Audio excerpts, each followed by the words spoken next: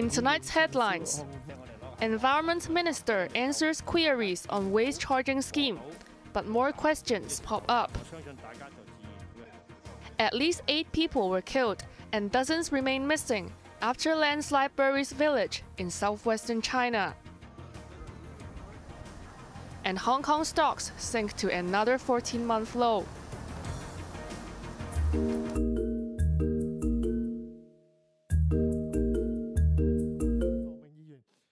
Ted went face to music this afternoon as the Environment Minister met lawmakers days after postponing the waste charging scheme for the second time.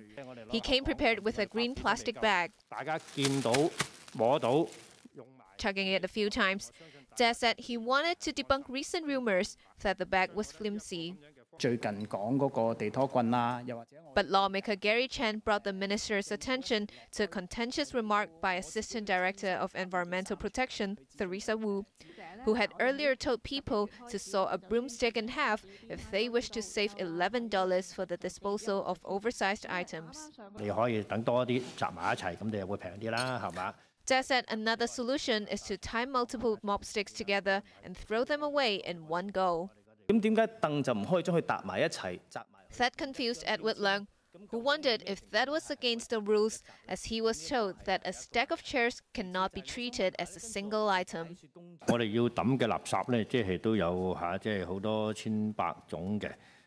Ted did not give a straight answer, only saying there are tens of thousands of ways to dispose of waste.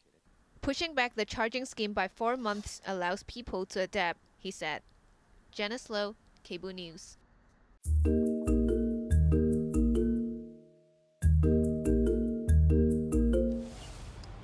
The observatory issued the cold weather warning at 6 a.m.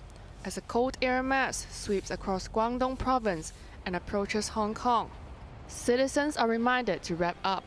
Due to the influence of the intense winter monsoon, the weather is now very cold over inland Guangdong. So we expect the weather will be very cold tomorrow, and the minimum temperatures will fall to around 7 degrees in the urban areas and a few degrees lower in the new territories.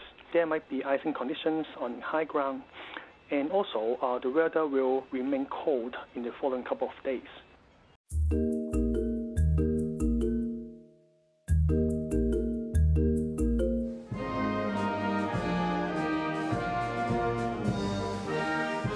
The ceremonial opening of the legal year was back to its former glory, after previous editions were scaled down by COVID rules.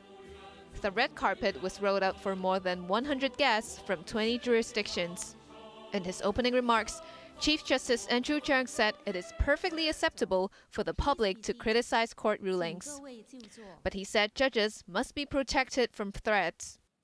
When a court makes an unpopular or even wrong decision, it does not follow that the justice system or the judiciary is malfunctioning or requires some reform and changes. The system of appeals exists precisely to rectify errors and clarify legal issues. Threats of sanction or reprisal against judges for simply discharging their judicial duties are therefore repugnant to the rule of law and fundamentally objectionable. Justice Chief Paul Lam noted some Western politicians had earlier threatened to sanction SAR judges and prosecutors handling national security cases. The best way to handle any such improper interference is to stay calm and composed, carrying on with our respective duties, and at the same time, to maintain and promote the transparency of the judicial process.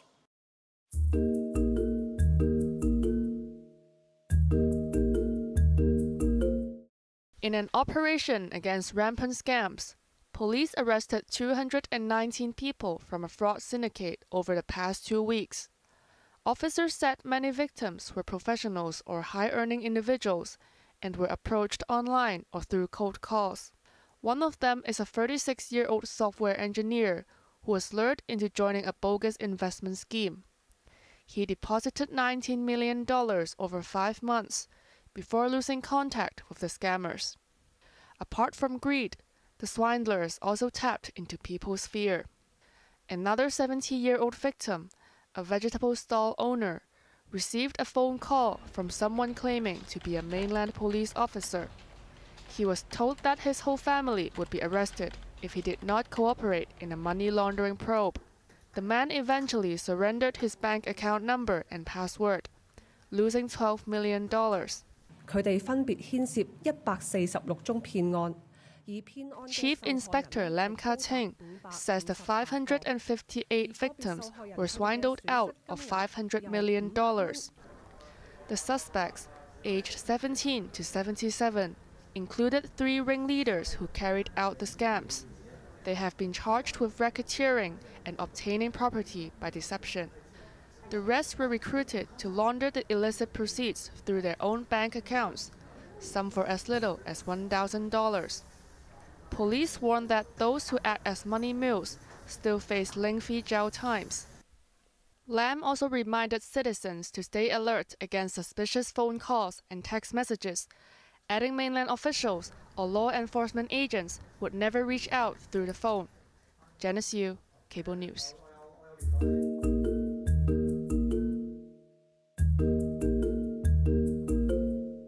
At least 8 people were killed and dozens remain missing after a landslide buried a faraway village in southwestern Yunnan province before dawn. State media CCTV reported that 18 houses built on steep terrain were buried. The region had experienced heavy snowfall last night, and the freezing conditions and unstable landscape are making rescue operations difficult.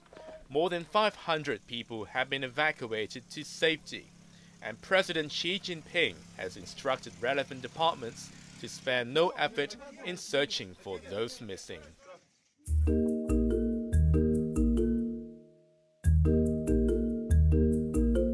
I am today suspending my campaign. I'm proud to have delivered on 100% of my promises, and I will not stop now. It's clear to me that a majority of Republican primary voters want to give Donald Trump another chance. Trump is superior to the current incumbent, Joe Biden. That is clear. I signed a pledge to support the Republican nominee, and I will honor that pledge. Just days before the Republican Party stages its first primary in New Hampshire state, Ron DeSantis said he was withdrawing from the presidential race. Explaining his decision in a video on X, formerly known as Twitter, the Florida governor conceded he didn't have a clear path to victory. Seen as a Republican rising star, the 45-year-old garnered only 21% of the votes at the Iowa caucus last week. That was compared to 51% for Donald Trump, who set aside their bitter exchanges in recent months. Before we begin, I'd like to take time to congratulate Ron DeSantis and, of course, a really terrific person. As you know, he left the campaign trail today at 3 p.m., and in so doing, he was very gracious and he endorsed me, so I appreciate it. Trump's last remaining opponent is former South Carolina Governor Nikki Haley, who faces an uphill battle as she tries to offer an alternative for Republican supporters who are tired of the drama and legal trouble surrounding the former president. Ray Minyan, Cable News.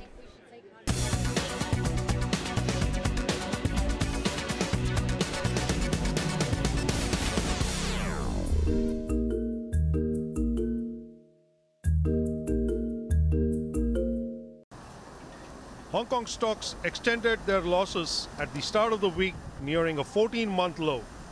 The lack of fresh stimulus dampened market confidence. The Hang Seng Index breached the 15,000-point mark before lunchtime and shed 514 points at one stage before recovering to close 2.3% lower. The benchmark has lost more than 12% this year in its worst start since 2016. Regulatory oversight and restrictions on Chinese video gaming industry prompted blue chip Tencent to tumble 3.3%. Food delivery platform Meituan lost 4.7%, sinking to a 5-year low. But the worst blue chip of the day belonged to China Resources Land, which evaporated 11% after analysts lowered its revenue forecast.